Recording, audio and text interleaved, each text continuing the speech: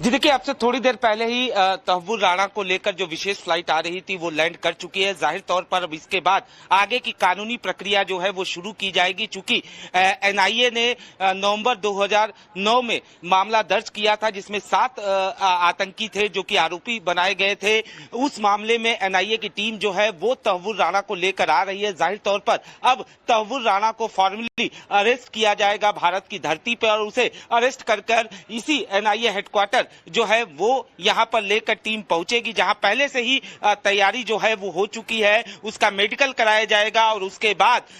Court में पेश करने की कवायद जो है वो की जाएगी। हालांकि चूंकि समय ज्यादा हो चुका है, ऐसे में हो सकता है कोर्ट की प्रोसीडिंग जो है वो कल की जाए, जिसके बाद एनआईए करीब 27 से 30 दिन की कस्टडी की मांग कर सकती है और उसके बाद तहव्वुर राणा से सवाल जवाब किया जाएगा। जाहिर तौर पर जिस तरीके से पाकिस्तान लगातार इस पूरे मामले से पलड़ा झालता रहा, ऐसे में तहव्वुर राणा से जो पूछताछ होगी वो बेहद अहम होगी। बिल्कुल, बहुत महत्वपूर्ण होगी। मैं आपके पास फिर से आऊंगा ये जानने के लिए कि क्या क्या सवाल किए जाएंगे और किस तरह की जानकारी की उम्मीद की जा रही है। लेकिन अभी जरा मोहित ओम के पास चलते हैं जो कि पालम एयरपोर्ट पर मौजूद हैं। मोहित ओम, क्या जानकारी है आपके पास एयरपोर्ट से?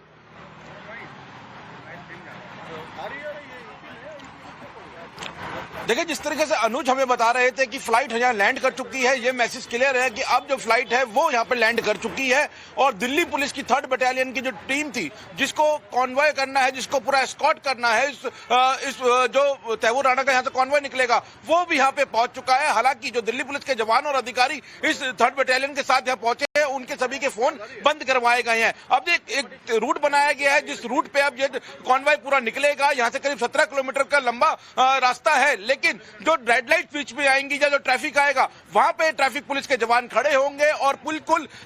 इस ग्रीन सिग्नल दिया जाएगा इस रूट को। और रास्ते में सिक्योरिटी के लिए अलग अलग एजेंसीज के जवानों की नजर भी है कि किसी तरीके की कोई भी अप्रिय घटना इस रूट पर ना घटे। ना सिर्फ एक रूट बल्कि 3 रूट बनाए गए हैं ट्रैफिक के। 2 वैकल्पिक रूट है और एक ऐसा रूट है जिस रूट पे चलेंगे। अगर उस रूट पे कोई दिक्कत आती है तो वैकल्पिक रूट को लेना पड़ेगा। तो फिलहाल यहाँ पे 3rd बटालियन की टीम पहुंच चुकी है जो एस्कॉर्ट करेगी इस पूरे कॉन्वॉय को और यहाँ पे जो फ्लाइट है वो लैंड कर चुकी है और यहाँ पर एनआईए की टीम ऑफिशियल कस्टडी लेगी तहव्वुर राणा की और उसके बाद आगे की प्रक्रिया शुरू होगी। जी बिल्कुल बिल्कुल मोहित ओम, आप नजर बनाए रखिए। और जैसा कि आपने बताया कि वहां पर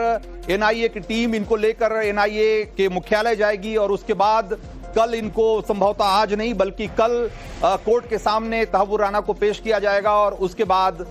कस्टडी में लेने के बाद पूछताछ का काम शुरू होगा। अब जो दूसरा सवाल यह है, सबसे महत्वपूर्ण बात यह है कि तहव्वुर राणा का भारत लाया जाना इस तरीके से इसलिए महत्वपूर्ण है क्योंकि तहव्वुर राणा जो 26/11 के हमले की जो पूरी साजिश रची गई थी उसमें बहुत महत्वपूर्ण कड़ी था और उसके जो मास्टरमाइंड आप कहिए उसमें से एक था, क्योंकि उसकी साजिश कैसे रची गई, कैसे पूरी रेकी की गई, एक एक जगह की रेकी करके और उसकी पूरी जानकारी पाकिस्तान में बैठे जो हाफिज सईद से लेकर दूसरे बड़े जो आतंकी थे उन तक पहुंचाई गई। ये सब में इसका रोल, इसकी भूमिका थी। इसलिए इससे जब पूछताछ होगी तो बहुत सारी ऐसी जानकारियां निकलकर सामने आएगी कि इसमें जो अब तक जिसको पाकिस्तान बचाने की कोशिश करता रहा है, जिन आतंकियों को, अब उनको उसके लिए उन्हें बचाना मुश्किल होने वाला है। तो अनुज, जब ये जरा आप इसको हमको विस्तार से बताइए कि इस पूरे मामले में तहव्वुर राणा की जिस तरह की संलिप्तता थी और जब इससे अब पूछताछ होगी तो और कौन कौन से बड़े राज हैं जो कि फाश हो सकते हैं? जी देखिए, इसमें सबसे बड़ा राज तो पाकिस्तान का और आईएसआई का रोल है, जिसको लेकर लगातार पाकिस्तान जो है वो लगातार मना करता रहा है और 26/11 से के मामले से अपने आप को बचाता रहा है। लेकिन जब तहव्वुर राणा से पूछताछ होगी, क्योंकि सबसे बड़ी बात यह थी कि जिस तरीके से 26/11 की साजिश को रचा गया, डेविड कोलमैन हेडली को भारत भेजा गया, उसमें कहीं ना कहीं जो मास्टरमाइंड था, मास्टरमाइंड तहव्वुर राणा था। लेकिन तहव्वुर राणा को भी लगातार आदेश दिए जा रहे थे और लश्कर तैयबा, हाफिज सईद और तमाम ऐसे जो उसके मास्टरमाइंड थे वो लगातार तहव्वुर राणा को आदेश दे रहे थे। ऐसे में उन नामों का पता चलना, पाकिस्तान के रोल का पता चलना और आईएसआई किस तरीके से इस साजिश में शामिल थी, ये बड़ी बात होगी, क्योंकि लगातार पाकिस्तान इससे बचता आ रहा है। इतना ही नहीं, साजिश रचने के लिए जो फंडिंग की व्यवस्था की गई थी, हालांकि जो एनआईए की चार्जशीट है अगर उसको देखें तो उसमें साफ तौर पर सबके रोल का जिक्र षड्यंत्र किया गया था और बाकायदा यही तमाम सबूत जो है वो एजेंसी की तरफ से अमेरिकी कोर्ट में पेश किया गया था, जिसमें साफ तौर पे ये बताया गया था कि कैसे इस पूरी साजिश का ताना बना बुना गया था और तहव्वुर राणा का उसमें पूरा रोल क्या था। बाकायदा जो हेडली था, हेडली को लेकर भी जो तमाम एविडेंस थे, कैसे तहव्वुर राणा लगातार उससे बात करता रहा, कैसे उसने भारत में उसे पहुंचाने के लिए पासपोर्ट से लेकर तमाम चीजों वीजा का उपलब्ध कराया, पैसों का कैसे देन लेन हुआ, ये तमाम सबूत जो है वो कहीं ना कहीं पेश किए गए थे बाकायदा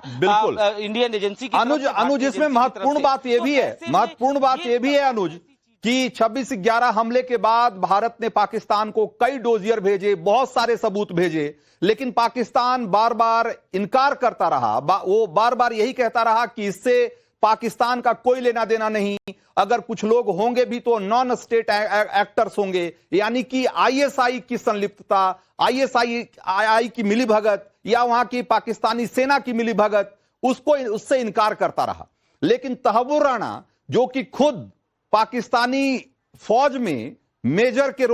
के पद पे काम कर चुका है, जो डॉक्टर था पाकिस्तानी फौज में, अब उसका इस मामले में पकड़ा जाना या यूं कहें कि उसका प्रत्यर्पण करके उसको भारत लाया जाना एक तरीके से पाकिस्तान के झूठ को, पाकिस्तान के फरेब को, उसको उजागर करने में बहुत महत्वपूर्ण साबित होने वाला है। क्या मानते हैं आप? जी निश्चित तौर पर, क्योंकि तहव्वुर राणा इस पूरे मामले की सबसे अहम कड़ी है और उससे पूछताछ के बाद हाफिज सईद का जो पूरा रोल था वो पता चलना और पाकिस्तानी सेना का किस तरीके से इसमें इन्वॉल्वमेंट था, आईएसआई का किस तरीके से इन्वॉल्वमेंट था, और ये तमाम चीजें जो है निश्चित तौर पर साफ होगी। और यही वजह है कि तहव्वुर राणा जो है वो बार बार अमेरिकी कोर्ट में दलील देता रहा, वो अपने आप को खुद को ये बताता रहा कि वो मुस्लिम है, उसके साथ जो है अगर भारत उसे ले जाया जाएगा तो उसके साथ न्याय नहीं होगा, तमाम तरीके की दलीलें उसके द्वारा पेश की गई थी अमेरिकी कोर्ट में। लेकिन जो भारतीय एजेंसियों ने जो तमाम सबूत पेश किए थे वो काफी अहम थे, जिसमें इसके एक एक रोल के बारे में बाकायदा एविडेंसेस थे, जिसको कहीं ना कहीं अमेरिकी कोर्ट ने भी माना और उसके बाद ही इसके प्रत्यर्पण की चीजें जो है वो शुरू हुई। अब फिलहाल ये भारत आ चुका है और निश्चित तौर पर ये कहीं ना कहीं